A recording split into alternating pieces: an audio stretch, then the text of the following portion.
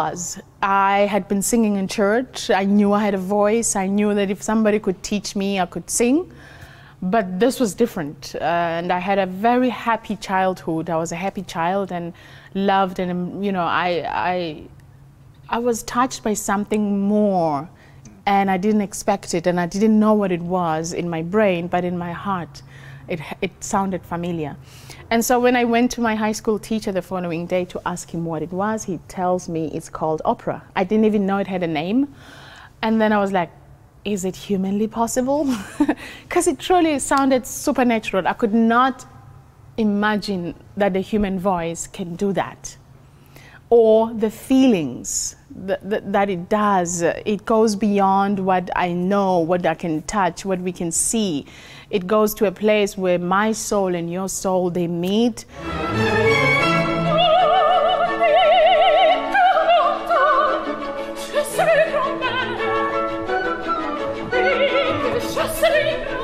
Music has been a great part of my family, really. Every night after supper at home, we had music. And I remember very well my grandmother teaching me songs from the church when I was 5 years old. So really, being a solo soprano started when I was 5 years old.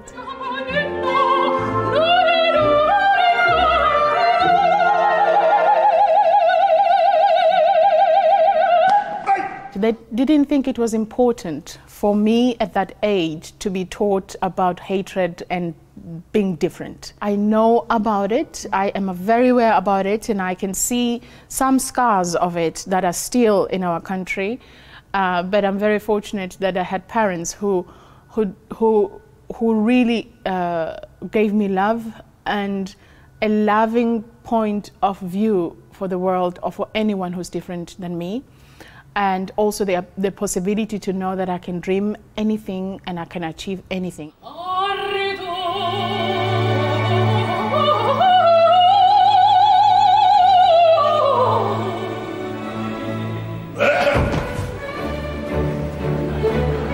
I only had an idea of what I wanted to do when I was like maybe 14, 13, 15.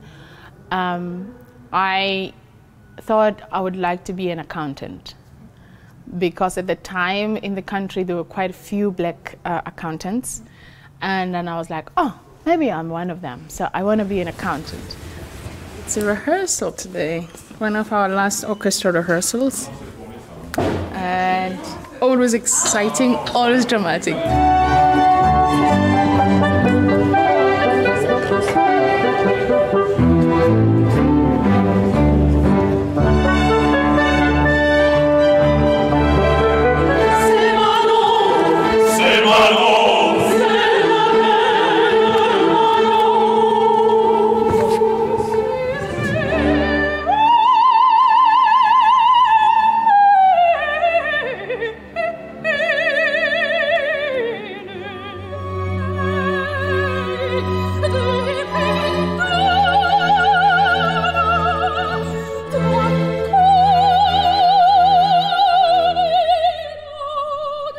I was the first black in the theater, and I knew that it was a new thing, and so me knowing me made everybody else comfortable, because we were all learning a new experience.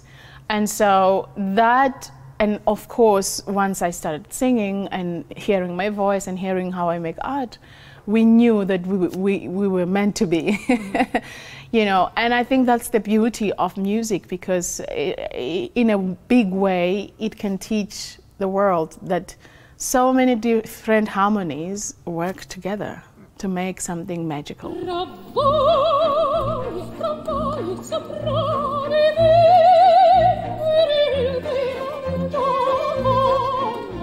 At the beginning, it was more fear. I was so scared to go on stage, and I didn't know whether they would like me, whether they would like my voice, you know, all the wrong things you're not supposed to think before going on stage. I decided to really talk to myself and understand that the frisson that I feel before the performance, or, you know, the days before, I want them to be feelings of joy, feelings of gratitude, feelings of, oh, it's a dream come true.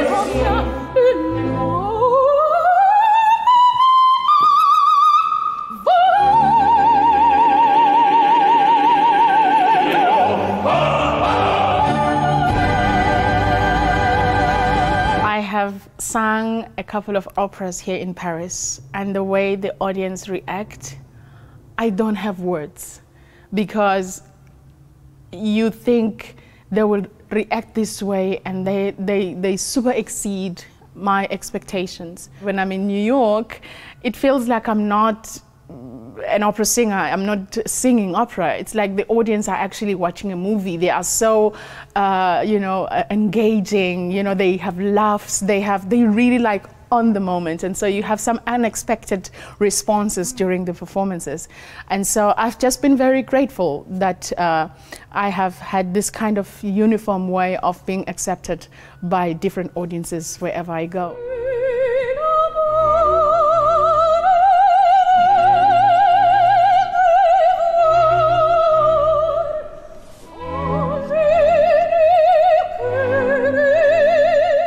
Well, I've been regarded as a role model, but it has been unintentional. It has always been a quest about how to make this magic, and it continues to be.